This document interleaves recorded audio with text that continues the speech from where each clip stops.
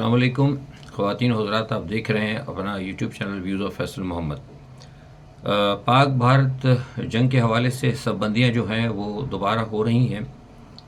اڈیالہ میں اس وقت کیا چل رہا ہے اور عالمی سطح پر روس اور یوکرائن اور ایران اور اسرائیل کے حوالے سے اور پلس پاکستان کے اندر کچھ جو سیاسی معاملات ہیں ان کی کیا صورتحال ہے، مختصر اپنا تجزیہ ہم آپ سے دیں گے۔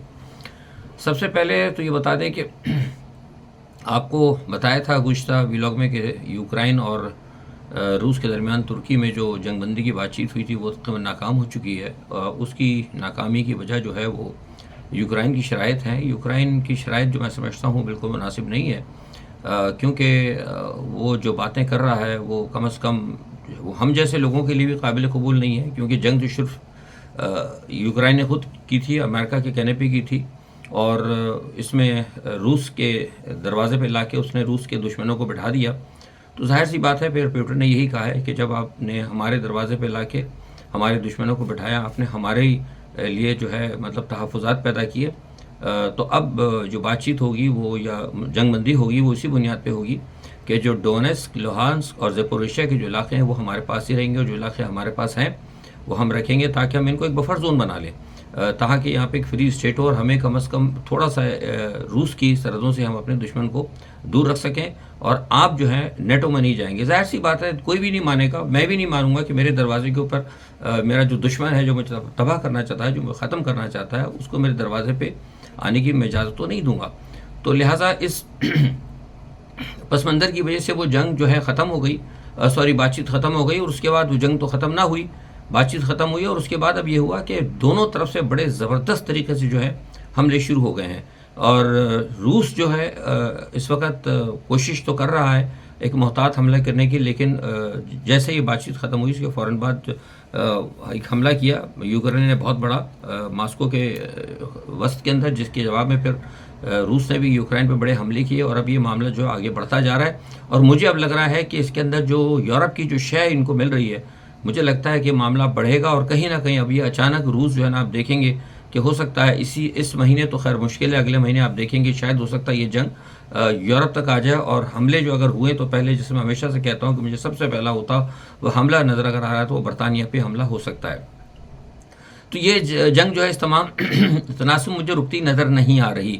دوسری جانب ایران اور اسرائیل کے درمیان بھی صورتحال ہے۔ روم میں آپ کو بتایا کہ دونوں ملکوں کے درمیان کل پرسوں مذاکرات ہوئے تھے، اور وہ مذاکرات جو ہے مشرق وسطیٰ کے حوالے سے تھے کہ تاکہ وہاں پہ ایک معاملات کو درست کر لیا جائیں، لیکن وہ مذاکرات بھی ناکام ہو گئے۔ اس کی وجہ یہ ہے کہ ایران کو یہ کہا گیا تھا کہ آپ اپنا نیوکلیر ختم کر دیں، اور ایران کو یہ لالچ دی جا رہی ہے کہ اگر آپ اپنا نیوکلیر ختم کر دیتے ہیں تو آپ کے ساتھ تجارت ہوگی، آپ کے اوپر بہت سارے معاملات ہوں گے، لیکن آپ دیکھ رہے ہیں کہ جن ملکوں نے، لیبیا کی مثال آپ کے سامنے موجود ہے، اس نے جب اپنا نیوکلیر ختم کر دیا تو اس کے ساتھ پھر کیا ہوا؟ صدام کے پاس نیوکلیر نہیں تھے، اس پہ جھوٹا الزام لگا کر عراق کو تہو بالا کر دیا گیا۔ اس کے بعد آپ پھر دیکھ رہے ہیں کہ کیا ہوا، سقوط بغداد، سقوط تریپولی، اور اس کے بعد پھر لبنان کا حشر آپ دیکھ لیں، شام کا حشر ابھی حالیہ آپ کے سامنے، افغانستان کا حشر آپ کے سامنے۔ تو اس کی وجہ یہ ہے کہ ان ملکوں کے پاس نیوکلیر صلاحیتیں نہیں تھیں۔ نیوکلیر اگر ہوتا ہے حملہ تو خیر شاید ہی ہو کبھی، اگر یہ حملہ ہوا تو یہ بتا دوں میں آپ کو کہ میرا اس پہ تجزیہ بھی ہے، اور میرا تجربہ بھی کہتا ہے کہ اگر خدا نہ خواستہ کبھی اگر نیوکلیر استعمال ہوا بھی تو یہ کسی چھوٹے ملک کی طرف سے استعمال نہیں ہوگا۔ مطلب میری مراد پاکستان ہو گیا یا ہندوستان یا فرانس وغیرہ، میں نہیں سمجھتا یہ ملکوں نے، اگر ہوا استعمال تو یا تو یہ روس کی طرف سے ہوگا یا پھر چین کی طرف سے ہوگا۔ چین کی طرف سے بھی بہت کم چانسز ہیں، روس اور امریکہ کی طرف سے جو ہے نا، بڑے ممالک جو ہیں ان کی طرف سے ہو سکتا ہے کہ اس کی ابتدا ہو۔ چھوٹا ملک تو ویسے بھی اتنی اس کی جرات نہیں کر سکتا۔ خیر، کہنے کا مقصد یہ ہے کہ ایران کو یہ پتا ہے کہ یہ اگر نیوکلیر ہمارا اگر ختم ہو جاتا ہے، جو ہمارا ڈیٹرنس ہے، تو پھر ہمارا جو ہے نا دفاع ذرا خطرے میں پڑ جائے گا۔ تو انہوں نے واضح طور پر منع کر دیا، انہوں نے کہا کہ نہیں، لیکن ایک بات پھر انہوں نے یہ بھی کہی، ساتھ میں جو عراقچی ہیں ایران کے وزیر خارجہ، بڑی اچھی بات انہوں نے کہا کہ دیکھیے ایک ایشو بہت اہم ہے، یہ ہماری تحفظ و سلامتی کی بات ہے، ہم نہیں سمجھتے کہ ایک ہی نشست کے اندر یہ ہو سکتا ہے، تو لہٰذا ایسا کرتے ہیں کہ ہم اس کو کنٹینیو کرتے ہیں۔ لیکن جو امریکنز ہیں جو ان کے کاؤنٹر پارٹ تھے، جو انہوں نے جا کے جب کل جو بات ہوئی ان کی اسرائیل کے ساتھ، ان سے پوچھا کہ بھائی ہاں بھائی کیا تھا، ظاہر اسرائیل کو تو رپورٹ دینی تھی نا، اسرائیل تو امریکہ تو در حقیقت چلتے ہی اسرائیل کے اوپر ہے. تو ان سے پوچھا کہ بھائی آپ نے کیا کیا، تو انہوں نے کہا کہ جناب بے فکر ہیں، ہم نے ایران کو بالکل ہم زیرو ٹالرنس ہے ایران کے نیوکلیئر معاملے کے اوپر. تو اگر کل کے اس بیان کو دیکھا جائے تو مجھے یہ لگتا ہے کہ یہ معاملہ بھی اب یہ معاملہ نپٹے گا نہیں، بلکہ یہ بھی کہیں نہ کہیں جنگ کی طرف جائے گا. کیونکہ اگر آپ دیکھ لیں ٹرمپ کے بیانات جو ایران کے حوالے سے آئے ہیں اور جو ساری صورتحال ہے، تو مجھے بھی لگتا ہے کہ خدا نہ خواستہ یہ جنگ یہ چلے گی. اور کیونکہ ایران یورینیم سے پیچھے نہیں ہٹنے والا. اور آپ کو یہ بات میں پہلے بھی بتا چکا ہوں کہ ایران اس مقصد میں مکمل طور پر کامیاب ہو چکا ہے جس کی وہ جدوجہد کر رہا ہے. اور کیوں نہ کرے. اب دیکھیں نا، مشرق وسطیٰ میں غزہ میں آپ کے سامنے کیا صورتحال ہے. کیا غزہ کے مسلمانوں کی مدد کے لیے کوئی آیا؟ ہمارا پاکستان اتنا بڑا نیوکلیئر ملک ہے، 7.5 طاقت ہے، مطلب نیوکلیئر طاقت ہو 7.5 بڑی جیسی لاکھ افواج کی حجم والا بڑا ملک ہے، نیوکلیئر بھی ہے، سب کچھ ہے، تب پبلک بہت بڑی ہے، ہمارے پاس بہت سارے جہادی بھی ہیں، سب کچھ ہیں، لیکن ہم تو خاموش رہے. تو سوال یہ پیدا ہوتا ہے کوئی بھی نہ بولا، تو کیا اسی طرح ہم دوسرے ملکوں کو بھی غزہ مطلب ایران کو بھی دوسرے ملکوں کی طرح تباہ ہونے دیں گے، یا ایران یہ چاہے گا کہ اسے بھی غزہ کی طرح تباہ کر دیا؟ اوبیسلی نہیں چاہے گا. تو لہٰذا میں سمجھتا ہوں کہ ایران پیچھے نہیں ہٹنے والا. اور غزہ کی صورتحال آپ کے سامنے ہے، بس سب سے بڑا دنیا دیکھ رہی ہے کیا کچھ ہو رہا ہے مسلمانوں کے ساتھ. 1 لاکھ کے قریب 1 لاکھ سے زیادہ جھوٹ بولتے ہیں، یہ جھوٹ بولتے ہیں بین الاقوامی. 1 لاکھ کے قریب بندہ شہید ہو چکا ہے، جس میں عورتیں بچے سب شامل ہیں. اور اس وقت جب میں آپ سے بات کر رہا ہوں تو اس وقت بھی غزہ کے اندر تقریباً 1 لاکھ بچہ بھوک کا شکار ہے.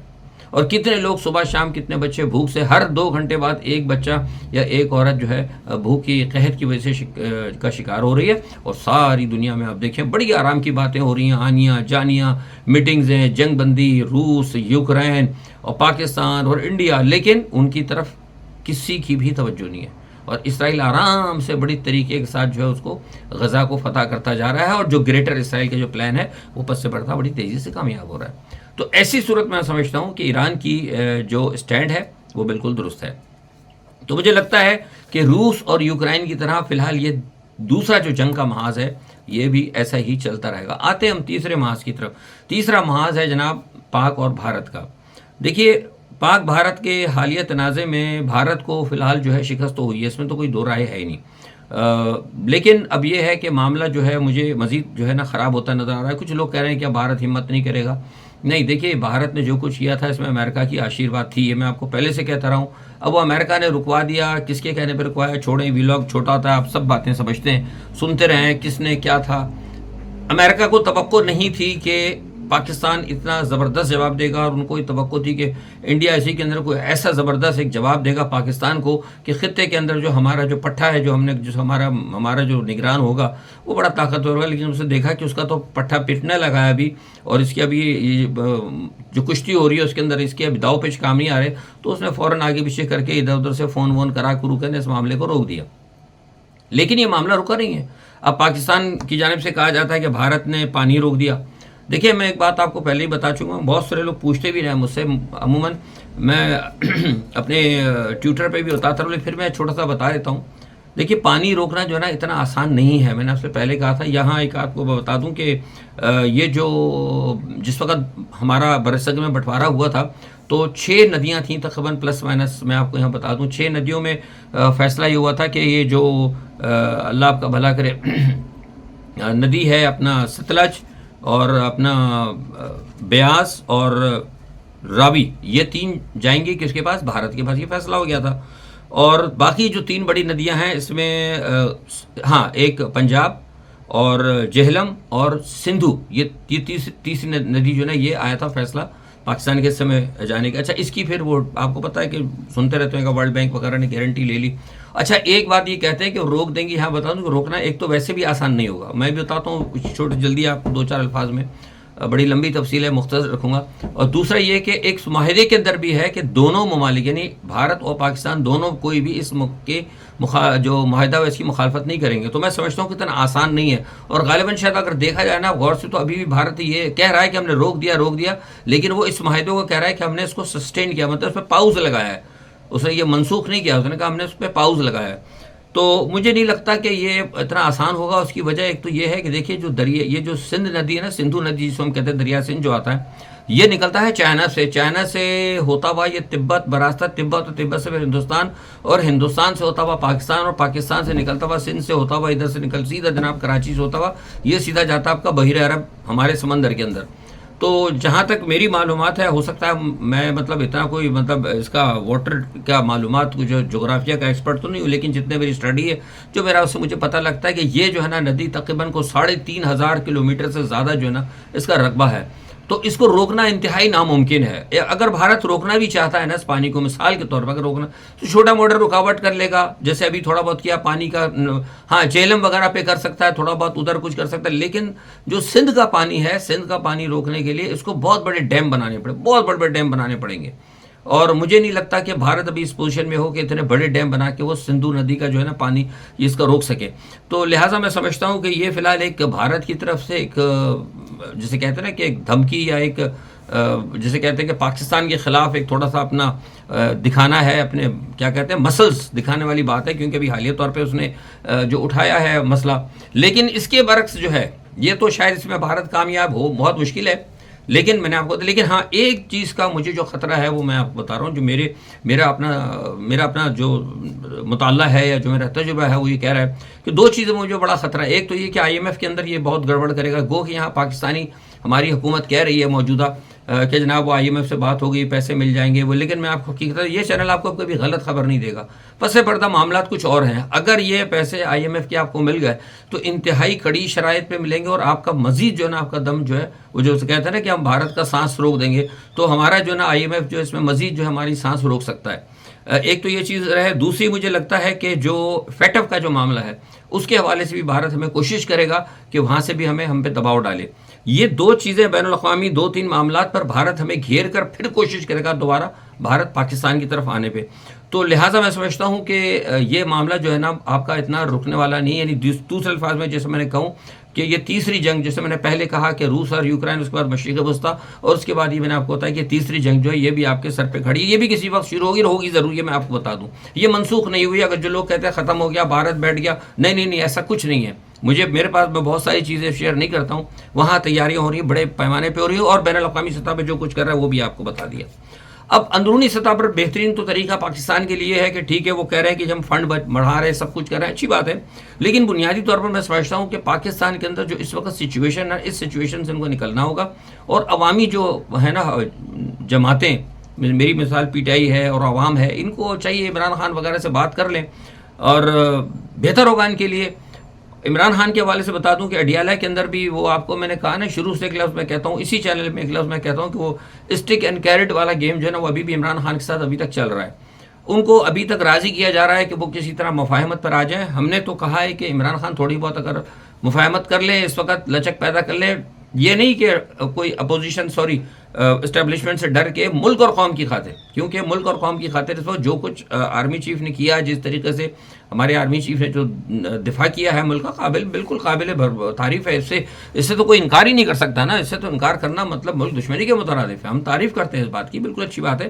لیکن میں چاہتا ہوں کہ اس وقت آرمی چیف کو چاہیے، جو موجودہ ہمارے فیلڈ مارشل صاحب ہیں، ان کو چاہیے کہ وہ چوروں سے، اور یہ جو سارے جو انہوں نے شتر مغز جو بدعنوان قسم کے بدنام جو لیڈران اپنے ساتھ رکھے ہیں نا، ان کو یہ ہٹائیں، اور ہٹانے کے بعد حقیقی معنوں میں جو عوامی نمائندے ہیں ان کے ساتھ نیگوشیشن، بات چیت اور مذاکرات شروع کریں، اور عوامی جو لیڈر ہے اس کو اعتماد میں لے، اور اس کے بعد وہ آگے چلیں. کیونکہ یہ چیز بہت ضرورت ہوگی. یہ جو بھی تھوڑی سی 2 گھنٹے یا 2.5 گھنٹے کی آپ کو فوری طور پر جو آپ کو مل گئی ہے نا فتح، یہ ابدی نہیں ہے. یہ آپ اس چیز کو بھول جائیں، یہ میں آپ کو بتا رہا ہوں. تو بہتر یہ ہوگا کہ معاملات کو درست کریں. امریکہ سے وفد آیا ہوا ہے، ابھی صبح کی بات ہے.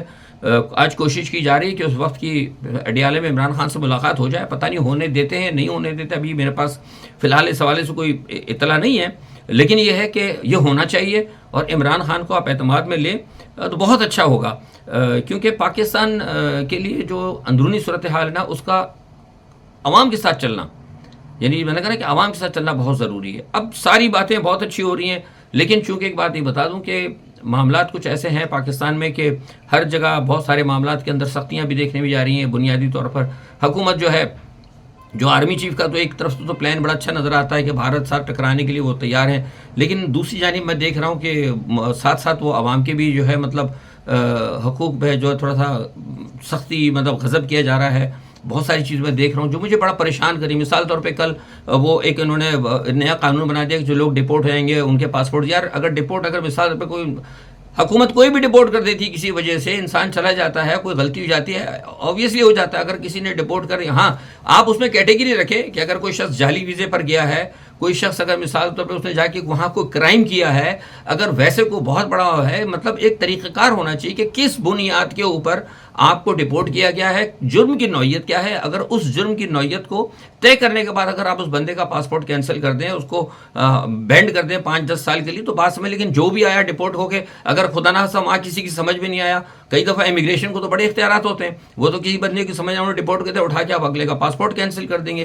تو یہ اس قسم یہ چیزوں نے، یہ میں سمجھتا ہوں کہ یہ بڑی غلط ہے۔ یہ جو کر رہی نا حکومت، یہ بنیادی طور پر ایک قسم کا ماشاء اللہ کے ایک قوانین ہیں جو پاکستان میں نظر آ رہے ہیں، اور جو کچھ اس وقت پاکستان میں ہو رہا ہے، اور سندھ کے اندر آپ دیکھ لیں جو کچھ ہو رہا ہے، ابھی سندھ میں جو ہو رہا ہے، سندھ کو بھی دبانے کی کوشش کی جا رہی ہے، بلوچستان میں جو کچھ ہو رہا ہے اس کو بھی دبانے کی کوشش کی جا رہی ہے۔ اس طرح یہ نہیں دبے گا معاملہ۔ سندھ کے اندر میں نے آپ سے کہا ہے کہ SIFC کے اندر جو آپ نے پانی دے دیا، جو آپ نے وعدے کر لیے، اب وہ تو غلطی ہو گئی، چاہے جس سے بھی ہوئی جیسے بھی ہوئی، اب اس کو بیٹھ کے سلجھانے کی کوشش کریں۔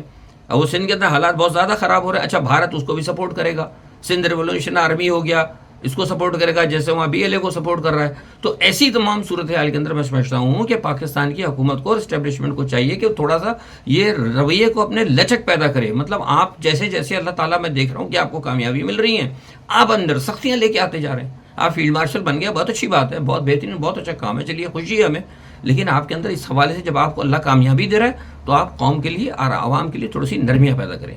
آج کے لیے اتنا ہی، اپنا بہت خیال رکھیے گا، اللہ حافظ۔